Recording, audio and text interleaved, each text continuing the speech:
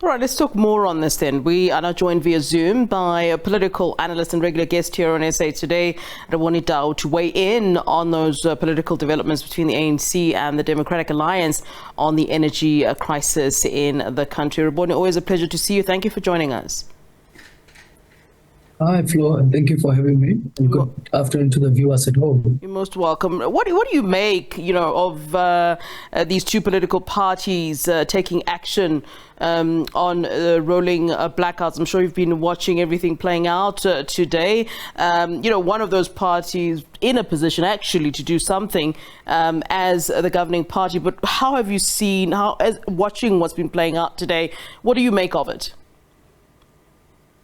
I think one must start by saying what DA does. I mean, this is not the first time that they march to Luthuli House, But one thing is that it's not a common practice, even across the world, where you would have opposition parties marching to the ruling party's offices, And you can also, look at that the attack for some time now has been on the Minister of Minerals, and nothing is being said about the Minister of Public Enterprise, Pravin Gordhan, And in terms of Eskom, why didn't they march to Eskom? Why didn't they march to the union buildings or march to the Department of Public Enterprise? Because the Minister of Public Enterprise seems to be just having a good time. No one is on his case. When you listen to even energy experts, they focus more on the Minister of Minerals, and if you listen to even the ANC youth league speaking earlier on, about how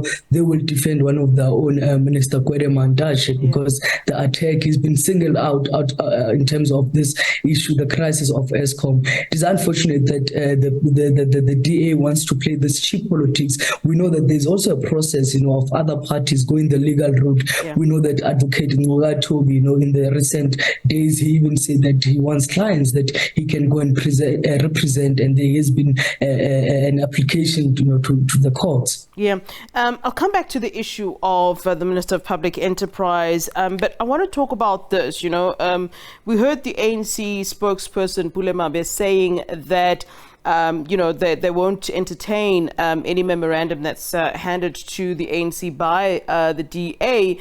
I mean, in its capacity as a political party, they may not have, an obligation to receive this referendum from the DA. But as the governing party, do they not have an obligation to then receive this memorandum? And I'm speaking about this because you mentioned that the DA could have marched to the union buildings, for example.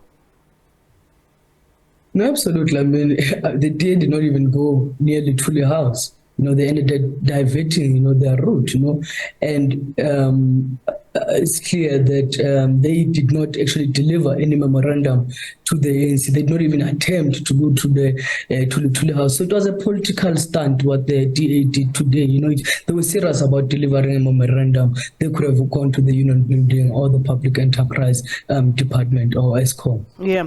When you say that they could have gone to union buildings or to Eskom itself or marched on the Minister of Public Enterprise, and you also, touch on the fact that there is what you perceive to be an attack on Minister Mantashe. Do you think that there is some sort of an agenda, when we're looking at the fact that the blame is being put primarily at the doorstep of Minister Mantashe? I mean, we know that Minister Mantashe, one of the things that he's been consistent about the current CEO of Eskom, criticizing how he does things at Eskom. We know about the issue of the coal, that should be used, as part of solving our immediate crisis right now. I mean, when you speak to some who are energy experts, they will tell you that actually we are importing our A-grade coal, abroad, while we are struggling as a country. And this is some of the things that Minister Mantashe talks about, because the issue of Eskom, we can't wait for another 10 years to be told that the renewable energy and so forth, we need an immediate solution, because that is having an impact on the economy. I mean, look at today, the number of people from both sides that went on the marches, whether to defend or those to attack. That must tell you that the unemployment rate is very high in this country. And if Eskom is not really resolved, as in like this problem, as in like yesterday, things are going to get worse. Small businesses are suffering. People had to even shut down some of their businesses. I remember one of the publishing media houses, even showing the names of the small businesses that have been shut down because of the impact of Eskom. That is a very worrying problem, and that means that a lot of people were employed by those small businesses.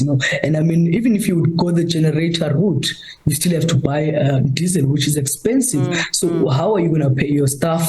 How are you going to sustain your business? So unfortunately, as things stand, I mean, President Ramaphosa, it also seems to be very casual when it comes to Minister Pravin, and that's why I'm making an example that they could have marched to the union building, because President Ramaphosa needs to act, because this is not a new thing. He's been cancelling his trips abroad. He's been coming back home early. He didn't go to Davos, but Minister Pravin, everything is as normal to him, and he's got as the president, is his prerogative, to release any minister who's underperforming, who seems to be absent, because Minister Pravin is absent from the society. As South Africans, we don't know where is the Minister of Public Enterprise under these very difficult challenges. All right, Rebone Tau, let's leave it there. Thank you very much for speaking to us and engaging us. As always, Rebone Tau is a political analyst weighing in, of course, on the DA marching, of course, to Luthuli House today.